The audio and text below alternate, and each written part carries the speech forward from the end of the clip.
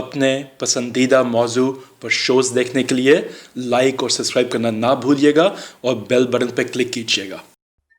Programme حقائق میں آپ کا میزبان احسان بٹالوی، ہمارے آج کے مہمان جناب علامہ طاہر عباس العصری، جانا پہچانا نام، عالم دین اور مبلغ۔ علامہ طاہر عباس صاحب، مجھے ایک سوال بہت ڈسٹرب کر رہا ہے بڑے دنوں سے، نہیں مہینوں سے، کہ کون سی قوم پہ کون سا عذاب آیا تھا اللہ کا، اور اس کے بعد اس قوم کا کیا انجام ہوا، اور کس وجہ سے وہ عذاب آیا تھا، یہ ہمیں کوئی آگاہ کرنا چاہیں گے آپ؟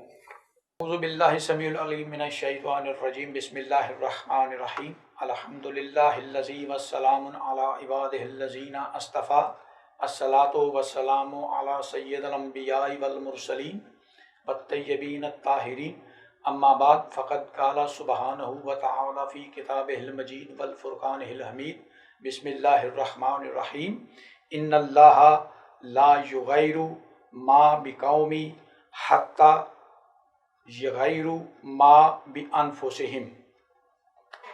رات قرآن حکیم کا 13واں سورہ اور اس کی 11 نمبر آیت ہے، جس میں ارشاد احدیت ہو رہا ہے، ان اللہ لا یغیر ما بقوم حتی، اللہ تعالیٰ اس قوم کی حالت کو نہیں بدلتا، حتی بقوم ما یغیر، کہ جب تک وہ قوم اپنی حالت کو خود نہ بدلے۔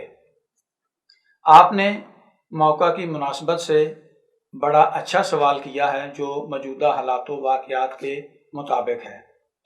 اگر ہم تاریخ انبیاء پر نظر دوڑائیں تو حضرت نوح علیہ السلام کی جو قوم ہے، اس پر سب سے پہلا عذاب جو نازل ہوا وہ ان کی نافرمانی اور سرکشی کی وجہ سے تھا۔ طوفان نوح 40 دن اور 40 رات تک آسمان سے بھی پانی برسا اور زمین سے بھی پانی برسا۔ تمام انبیاء کی تاریخ میں جو ایک چیز، جو ایک پہلو ہے وہ یکساں ہے، وہ نمایاں ہے، وہ یہ ہے کہ ہر اس نبی کی قوم پر عذاب نازل ہوا جس نبی کی قوم نے اپنے نبی کی نبوت کو اور رسالت کو جھٹلایا، اپنے نبی کی دعوت کو جھٹلایا، حق کی دعوت کو قبول نہیں کیا، تو نتیجے کے طور پر اس نبی کی دعا کے عوض پھر خلاق عالم نے اس قوم پر عذاب نازل کیا۔ اگر ہم قرآن حکیم کا مطالعہ کریں تو اسی سورہ مبارکہ جس کی ابتدائی میں نے آیت کا حوالہ دیا، اسی سورہ رعد میں اور اقوام کے بارے میں بھی عذاب کا ذکر ہمیں ملتا ہے۔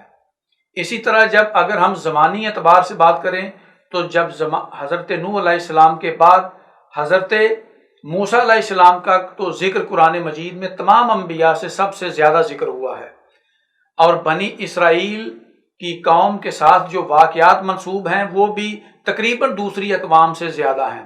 اگر من و سلوہ ان کے لیے نازل ہوا تو اس کے مقابلے میں تمام عذاب بھی سب سے زیادہ اسی قوم پر نازل ہوئے۔ ٹڈیوں کا عذاب قوم بنی اسرائیل پر بھی نازل ہوا تھا، آج وہ ٹڈیوں کا عذاب ملک پاکستان میں بھی موجود ہے، جو بندروں میں تبدیل کر دیے گئے۔ جی، کچھ انبیاء کی اقوام کی جو شکلیں تھیں وہ بھی مسخ ہوئی ہیں، وہ تاریخ اسلام کا حصہ ہیں۔ اور اسی طرح کل آپ مجھ سے پوچھ رہے تھے کہ ناپ تول میں کمی کس نبی کی امت نے کی، وہ جناب شعیب علیہ السلام تھے۔ یہ جناب موسیٰ علیہ السلام کے غالباً اس وقت جو میرا حافظہ کام کر رہا ہے، یہ جناب موسیٰ علیہ السلام کے داماد بھی ہیں، جناب شعیب علیہ السلام۔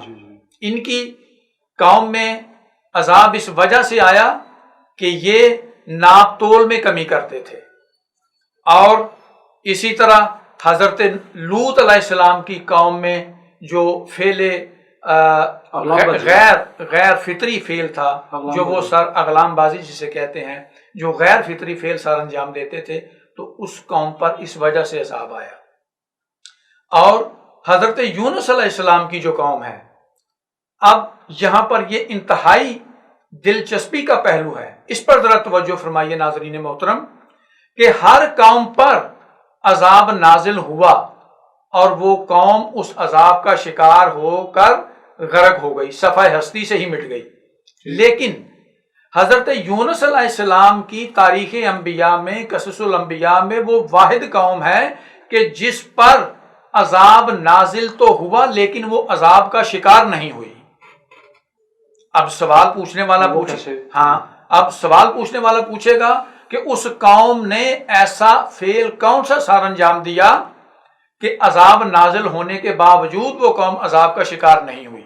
تو اس کا جواب یہ ہے کہ حضرت یونس علیہ السلام کی قوم پر جب عذاب بالکل ان کے سروں پر منڈلانے لگا تو اس ساری قوم نے مشترکہ طور پر توبہ استغفار کیا، اپنے گناہوں کی اللہ کی بارگاہ میں معافی مانگی، اور اس وقت رب العالمین جو غفار بھی ہے، جو غفور بھی ہے، جو رحمان بھی ہے، جو رحیم بھی ہے، اس کی رحمت نے جوش کھایا اور اسے اپنے بندوں کی توبہ استغفار پر رحم آ گیا اور اس نے اپنا بھیجا ہوا عذاب واپس پلٹا لیا، اور حضرت یونس علیہ السلام کی قوم عذاب میں مبتلا ہونے سے بچ گئی۔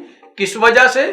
کہ اس نے عین عذاب کے وقت توبہ استغفار کیا، اپنے گناہوں کی معافی مانگی اور اپنے گناہوں کا اعتراف کیا اور اپنی بدعمالیوں پر پشیمانی کا اظہار کیا۔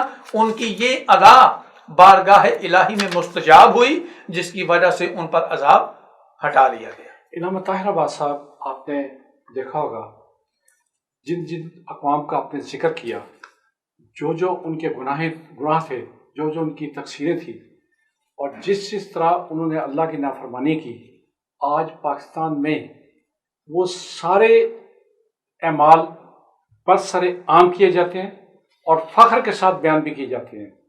آپ کسی ایک چیز کا نام لے لیں، آپ شراب کا، نشے کا، کام تولنے کا، جوئے کا، اللہ کی نافرمانی کا، جھوٹ بولنے کا، کوئی بھی کسی اغلام بازی کا کوئی نام لے لیں آپ، وہ ساری برائیاں بدرجہ اتم یہاں موجود ہیں۔ ہم ابھی تک اللہ کے عذاب سے کیسے بچے؟ یہ بڑا اچھا سوال کیا آپ نے۔ دیکھیں، یہ عزیزان محترم، ناظرین محترم، اس وقت انسانی معاشرے میں جو اخلاقی برائیاں پنپ رہی ہیں، جن کا شکار اسلامی معاشرہ ہو چاہے غیر اسلامی معاشرہ ہو، لیکن انوالومنٹ تو ان سب میں انسانوں کی ہے، وہ چاہے مسلم معاشرہ ہو چاہے غیر مسلم معاشرہ ہو۔ اگر کوئی اچھا کام کرے گا تو وہ اپنے لیے کرے گا، برا کام کرے گا تو اپنے لیے کرے گا، کیونکہ اعمال کا حساب انسان نے خود دینا ہے۔ اس وقت جو اخلاقی برائیاں معاشروں میں سرایت کر چکی ہیں، یہ اس وقت جو پوری دنیا میں جو کرونا وائرس پھیلا ہوا ہے، یہ جو گلوبل پینڈیمک کرائسس ہے جس کا شکار پوری دنیا ہے، مسلم ورلڈ بھی اور نان مسلم بھی، یہ خدا سے دوری کا نتیجہ اور اس کے احکامات کی عدم پیروی کا نتیجہ ہے۔ آج انسان نے مادی طور پر تو بہت ترقی کر لی انسان نے، چاند پر بھی پہنچ گیا، چاند کے بعد مریخ تک بھی پہنچ گیا، سائنسی ایجادات بے تحاشا کر لیں، لیکن اس کے باوجود وہ اپنے خالق کو بھول گیا، اپنے رازق کو بھول گیا۔ آج چاہے پاکستانی معاشرہ ہو یا کسی اور اسلامی معاشرہ، سوال وہی قائم ہے، ہم کیسے بچے ہوئے ہیں؟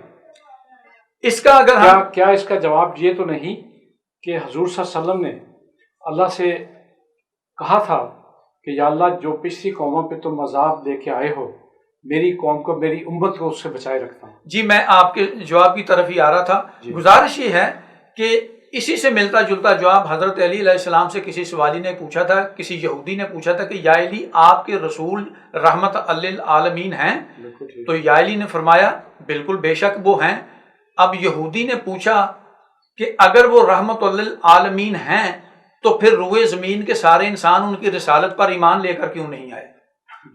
ان پر ایمان لانے والے تو چند لوگ ہیں، اکثریت نے تو ان کی رسالت کو قبول ہی نہیں کیا، تو وہ پھر رحمت للعالمین کیسے ہوئے؟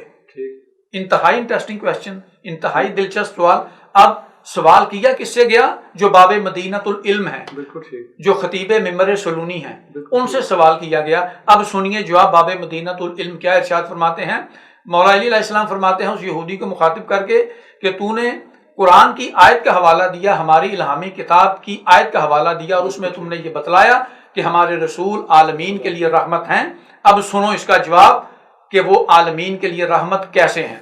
اب باب مدینۃ العلم ارشاد فرماتے ہیں کہ تم نے اپنی کتابوں میں پڑھا ہے کہ حضرت آدم علیہ السلام سے لے کر حضرت عیسیٰ علیہ السلام تک جتنے بھی انبیاء اور رسول مبعوث ہوئے ہیں، ہر نبی نے اپنی امت کی بدعمالیوں، سرکشی اور نافرمانیوں کی وجہ سے اس نبی نے اپنی امت کے لیے بد دعا کی، اس کے نتیجے میں عذاب نازل ہوا اور وہ امت غرق ہو گئی۔ وہ یہودی کہنے لگا بالکل ایسے ہی ہے، یہی تاریخ ہم پڑھتے آ رہے ہیں، ہماری کتابوں میں بھی یہی تاریخ ہے۔ اب حضرت علی علیہ السلام نے اسے متوجہ کر کے ایک اور جملہ ارشاد فرمایا۔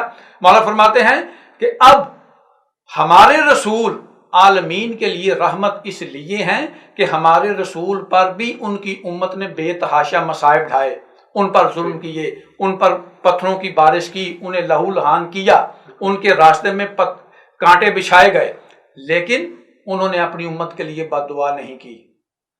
بد دعا کیوں نہیں کی؟ اس لیے بد دعا نہیں کی کیونکہ وہ عالمین کے لیے رحمت تھے۔ اگر وہ بد دعا کر دیتے تو آج روئے زمین پر تمہیں ایک بشر بھی نظر نہ آتا۔ بہت شکریہ علامہ طاہر عباس صاحب، آپ نے وقت نکالا ہمارے لیے اور ہمیں تاریخ کے، اسلام کے اور پیغمبروں کے ان پہلوؤں سے آگاہ کیا جس سے مسلمان آج دور ہوتا جا رہا ہے۔ ہمیں یقین ہے اور آپ سے درخواست بھی کرتے ہیں کہ ہمیں آئندہ بھی ایسے اپنے اقوال، اپنے علم سے نوازتے رہیے گا۔ ہم آپ کے بہت شکر گزار۔ ناظرین، ہم آپ سے بھی اجازت چاہتے ہیں۔ اللہ حافظ۔ اپنے پسندیدہ موضوع پر شوز دیکھنے کے لیے لائک اور سبسکرائب کرنا نہ بھولیے گا اور بیل بٹن پہ کلک کیجیے گا۔